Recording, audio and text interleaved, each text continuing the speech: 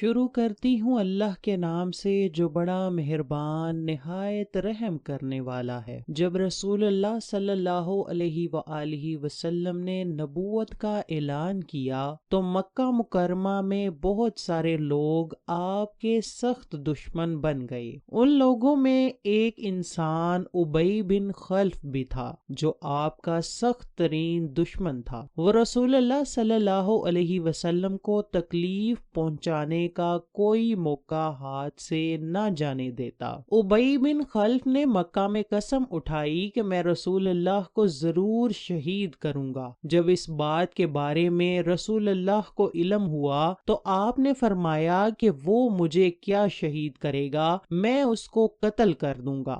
جنگ احد میں ابی بن خلف نے بڑھ چڑھ کر شرکت کی۔ یہ جنگ مسلمان جیت چکے تھے، لیکن حضرت عبداللہ بن جبیر رضی اللہ تعالی عنہ کی بات ماننے پر تیر اندازوں کے دستے نے آقا و دو جہاں کے حکم کی نافرمانی کی، جس کا نتیجہ یہ نکلا کہ خالد بن ولید نے پیچھے سے مسلمانوں کے لشکر پر دوبارہ حملہ کر دیا۔ اس حملے میں 70 سے زیادہ صحابہ اکرام شہید ہوئے۔ شہید ہونے والوں میں آپ صلی اللہ علیہ وآلہ وسلم کے چچا حضرت حمزہ بھی شامل تھے، جن کو رسول اللہ نے اللہ اور اس کے رسول کے شیر کا خطاب دیا تھا۔ خالد بن ولید کی طرف سے ایک شخص ابی بن خلف تھا جو یہ للکارتا ہوا بڑی تیزی کے ساتھ آپ کی طرف بڑھتا ہوا نظر آ رہا تھا کہ میں رسول اللہ کو شہید کروں گا، آج وہ زندہ رہیں گے یا پھر میں زندہ رہوں گا، ہم دونوں میں سے ایک ہی زندہ بچے گا۔ اس کی پکار سن کر صحابہ کرام نے رسول اللہ سے اجازت مانگی کہ ہم اس کو قتل کر دیتے ہیں،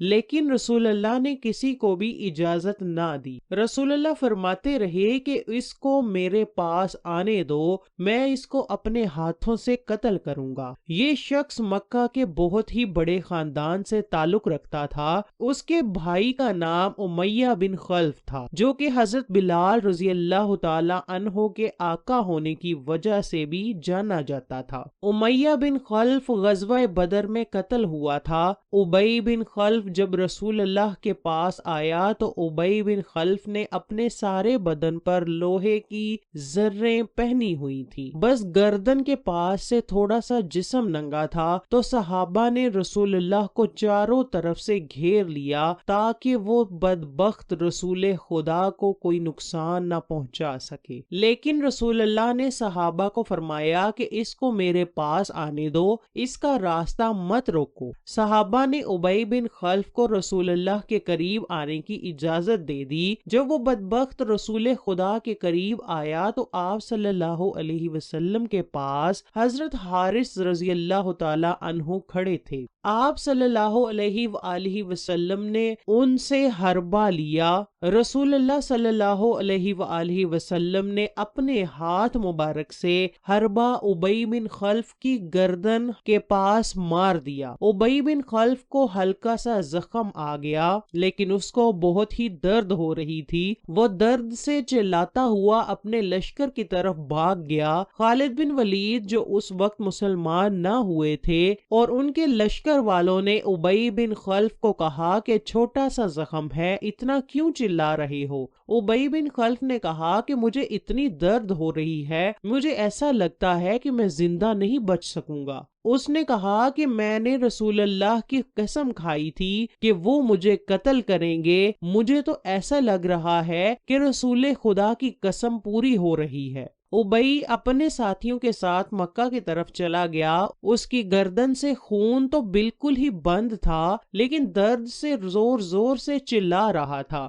جیسے اونٹ چلاتا ہے۔ ابی اسی زخم کے درد کی وجہ سے مر گیا۔ ایک روایت میں کچھ یوں بیان کیا گیا ہے کہ ابی کہہ رہا تھا کہ جو درد مجھے ہو رہا ہے، خدا کی قسم اگر یہ درد الحجاج کے سارے لوگوں کو ہوتا تو وہ بھی زندہ زندہ نہ بچتے، وہ بھی اپنی جان بچا نہ سکتے۔ اس بات میں کوئی شک نہیں ہے کہ اس کو بہت درد ہو رہی ہوگی، کیونکہ وہ اسلام کا سخت دشمن تھا۔ وہ زخم رسول اللہ کے ہاتھوں سے اس کو پہنچا تھا۔ اس کی درد کس طرح سے بند ہو سکتی تھی؟ اس کی درد کس طرح سے بند ہو سکتی تھی؟ ابی بن خلف وہ کمینہ انسان تھا، مکہ میں اس کی نظر جب بھی رسول اللہ پہ پڑتی تو وہ کہتا تھا، اے محمد، میں ایک اود نامی گھوڑا رکھتا ہوں، میں اس گھوڑے کو ہر روز تقریباً 8 کلو دانہ ڈالتا ہوں، میں اود گھوڑے پر بیٹھ کر آپ کو شہید کروں گا۔